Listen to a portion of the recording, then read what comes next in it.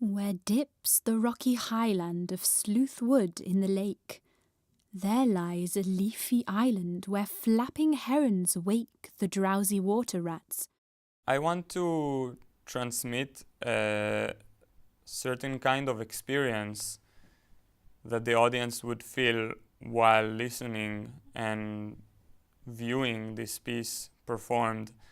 For me, this experience starts with something which is very vague, a dark hall with a poem being played, telling the story of a child being seduced by a fairy.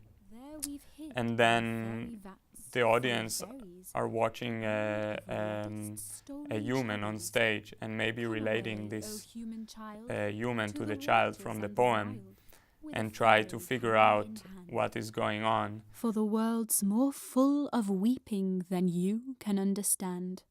My background as a performer is that of a dancer. I studied dance for 4 years. But before that, as a child, I also did acting a lot. But it's quite different from what I've been doing before, in the sense to make also visual what is present in the music already.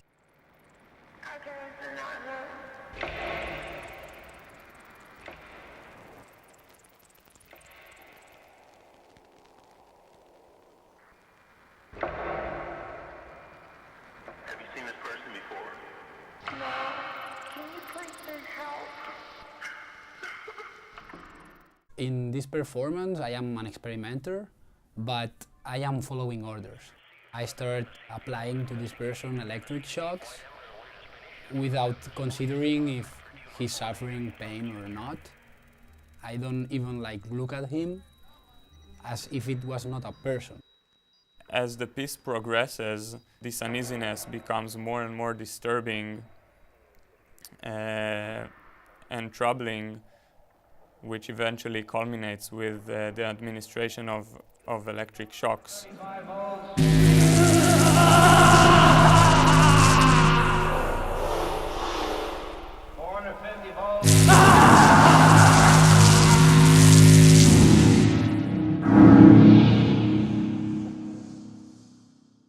And in the end, the piece ends with a test subject walking to the center of the stage, illuminated with a spotlight from behind.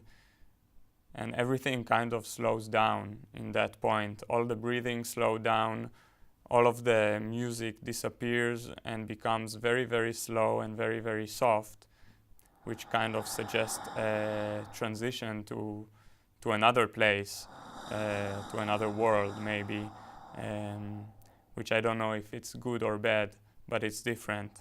And it's a sort of catharsis from everything that happened before.